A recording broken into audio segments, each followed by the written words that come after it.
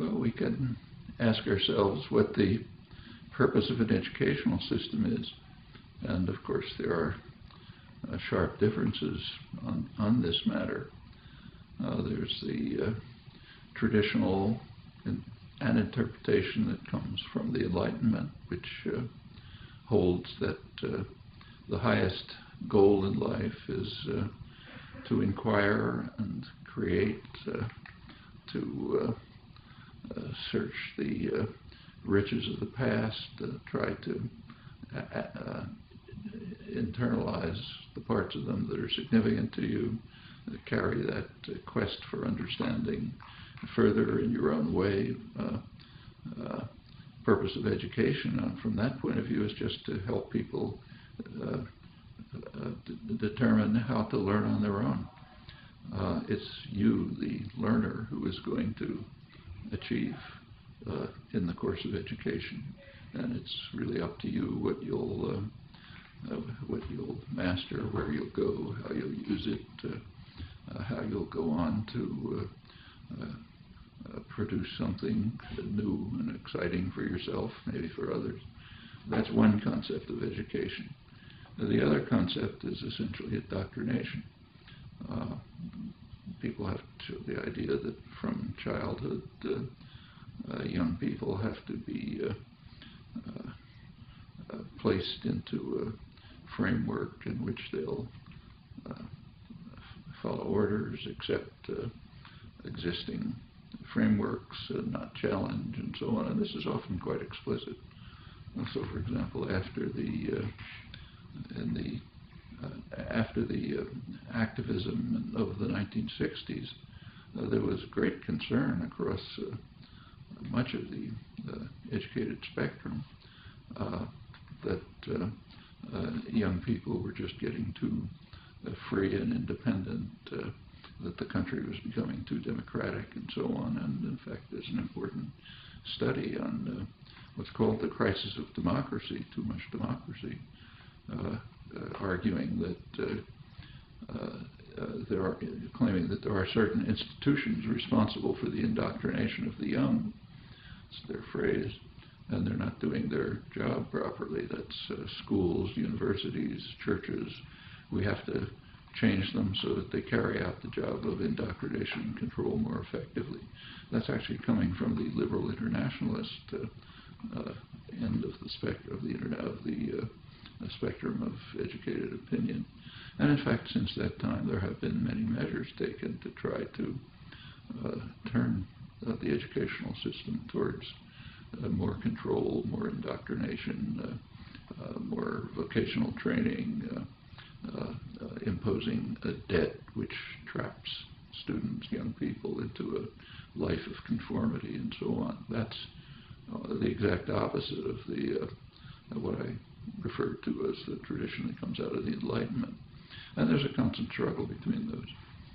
In the colleges, in the schools, do you train for passing tests, or do you train for creative inquiry, pursuing interests that are aroused by material that's presented and that you want to pursue either on your own or in cooperation with others? And this goes all the way through up to graduate school and research. Just two different ways of looking at the world. When you get to say a research institution like the one we're now in, at the graduate level, it essentially follows the Enlightenment tradition. In fact, science couldn't progress unless it was based on inculcation of the urge to challenge, to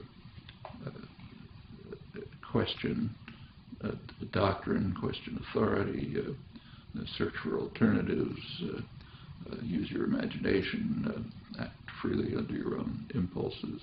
Cooperative work with others is constant, as you can see just by walking down the halls. That's, in my view, what an educational system should be like down to kindergarten.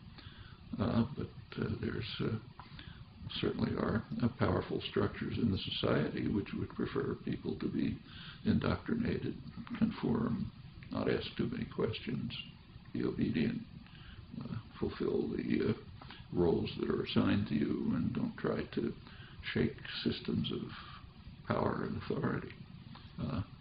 Those are choices we have to make, either as people, wherever we stand in the educational system, as students, as teachers, as people on the outside trying to help shape it in the directions in which we think it ought to go.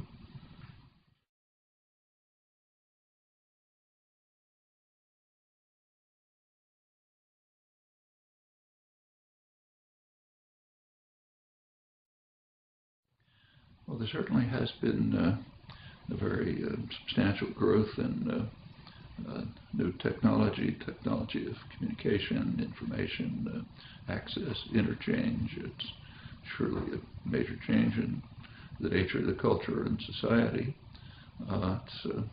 We should bear in mind that the technological changes that are taking place now, while they're significant, probably come nowhere near having as much impact as technological advances of, say, a century ago, plus or minus. So the shift, say, let's take just communication. The shift from a typewriter to a computer, or a telephone to the email is significant, but it doesn't begin to compare with the shift from a sailing vessel to a telegraph. I mean, the time that cut down in communication between, say, England and the United States was extraordinary as compared with the changes taking place now. And the same is true of other kinds of technology, like just introduction of, say, plumbing. Widespread plumbing in the cities had a huge effect on health, much more than the discovery of antibiotics. So the changes are real and significant, but we should recognize that others have taken place, which in many ways were more dramatic. As far as the technology itself and education is concerned, technology is basically neutral. It's kind of like a hammer. I mean, the hammer doesn't care whether you use it to build a house or whether a torturer uses it to crush somebody's skull. Hammer can do either. Same with the modern technology, say the internet and so on. The internet is extremely valuable if you know what you're looking for. I mean, I use it all the time for research. I'm sure everyone does. If you know the kind of what you're looking for, you have a kind of a framework of understanding which directs you to particular things, lets you sideline lots of others, then this can be a very valuable tool. Of course, you always have to be willing to ask, is my framework the right one? Maybe I ought to modify it. Maybe if there's something I look at that questions it, I should rethink how I'm looking at things. But you can't pursue any kind of inquiry without a pretty relatively clear framework that's directing your search and helping you choose what's significant and what isn't, what can be put aside, what ought to be pursued, what ought to be challenged, what ought to be developed, and so on. I mean, you can't expect somebody to become a biologist, say, by giving them access to the Harvard University biology library and say, just look through it. That'll give them nothing. And the internet is the same, except magnified enormously. If you don't know what you're looking for, if you don't have some kind of a conception of what matters, always, of course, with the proviso that you're willing to question it if it seems to be going in the wrong direction. If you don't have that, exploring the internet is just picking out random factoids that don't mean anything. So behind any significant use of contemporary technology, the internet, communication systems, graphics, whatever it may be, unless behind it is some well-constructed directive conceptual apparatus, it is very unlikely to be helpful. It may turn out to be harmful. For example, a random exploration through the internet turns out to be a cult generator. You pick up a factoid here and a factoid there, and somebody else reinforces it, and all of a sudden you have some created picture which has some factual basis but nothing to do with the world. You have to know how to evaluate, interpret, and understand.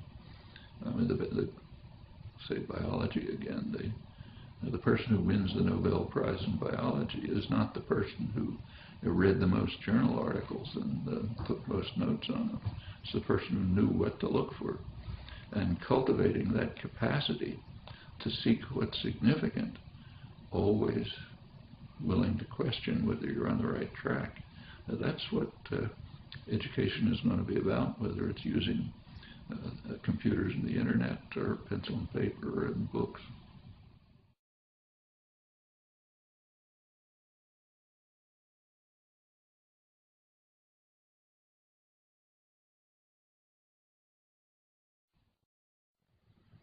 Well, education is discussed in terms of whether it's a worthwhile investment. Does it create human capital that can be used for economic growth and so on? That's a very strange one. It's kind of a very distorting way to even pose the question, I think. Do we want to have a society of free, creative, independent individuals able to appreciate and gain from the cultural achievements of the past and to add to them? Do we want that? Or do we want people who can increase GDP? They're not necessarily the same. They're not the same thing. And an education of the kind that, say, Bertrand Russell, John Dewey, and others talked about, that's a value in itself. Whatever impact it has in society, it's a value because it helps create better human beings. After all, that's what an educational system should be for.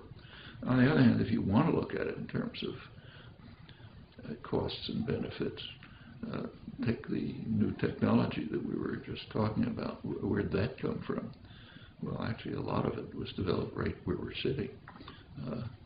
Down below where we now are was a major laboratory back in the 1950s, where I was employed, in fact, which was had lots of scientists, engineers,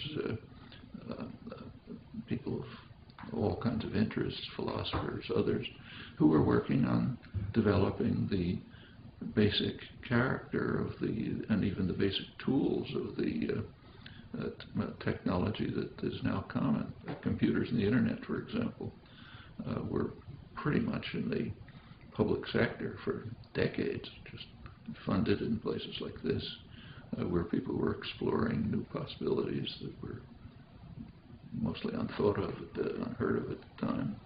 Some of them worked, some didn't. The ones that worked were finally converted into tools that people can use. That's the way scientific progress takes place. It's the way cultural progress takes place generally. Classical artists, for example, came out of a tradition of craftsmanship that was developed over long periods with master artisans, with others, and sometimes you can rise on their shoulders and create new marvelous things. But it doesn't come from nowhere if there isn't a lively cultural and educational system which is geared towards encouraging creative exploration, independence of thought, willingness to challenge, to cross frontiers, to challenge accepted beliefs and so on. If you don't have that, you're not going to get the technology that can lead to economic gains, though that I don't think is the prime purpose of cultural enrichment and education as a part of it.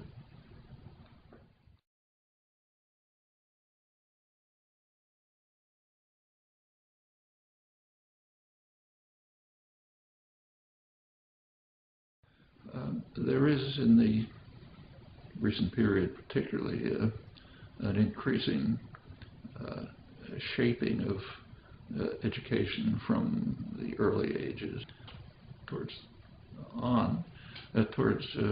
passing examinations. That can be, taking tests can be of some use, both for the person who's taking the test, see what I know and where I am, what I've achieved, what I haven't, for instructors, what should be changed and improved in developing the course of instruction. But beyond that, they don't really tell you very much. I mean, I know for many, many years I've been on admissions committees for entry into an advanced graduate program, maybe one of the most advanced anywhere. And we, of course, pay some attention to test results, but really not too much. I mean, a person can do magnificently on every test and understand very little. I mean, all of us who've been through schools and colleges and universities are very familiar with this. You can be assigned, you can be in some, say, course that you have no interest in, and there's demand that you pass a test, and you can study hard for the test, and you can ace it, to use the idiom, you can do fine. And a couple of weeks later, you forgot what the topic was. I'm sure we've all had that experience. I know I have. It can be a useful device if it contributes to the constructive purposes of education. If it's just a set of hurdles you have to cross, it can turn out to be not only meaningless, but it can divert you away from things you want to be doing. Actually, I see this regularly when I talk to teachers. Just give you one experience from a couple of weeks ago, but there's plenty like it. I happened to be talking to a group which included many school teachers. One of them was a 6th grade teacher, teaches kids, I guess, 10 or 11 or 11 or 12, something like that. She came up to me afterwards, and I'd been talking about these things, and she told me that of an experience that she had just had in her class. After one of the classes, a little girl came up to her and said she was really interested in something that came up, and she asked how she could the teacher give her some ideas about how to look into it further. And the teacher was compelled to tell her, I'm sorry, but you can't do that. You have to study to pass this national exam that's coming. That's going to determine your future. The teacher didn't say it, but it's going to determine my future, like whether I'm rehired and so on. The system is geared to getting the children to pass hurdles, but not to learn and understand and explore. Now, that child would have been better off if she had been allowed to explore what she was interested in, and maybe not do so well in the test about things she wasn't interested in. They'll come along when they fit into her interests and concerns. And so a test, I don't say that tests should be eliminated. They can be a useful educational tool, but ancillary, something that's just helping improve for ourselves, for instructors and others, what we're doing, and tell us where we ought to be moving. But they don't even, passing tests doesn't begin to compare with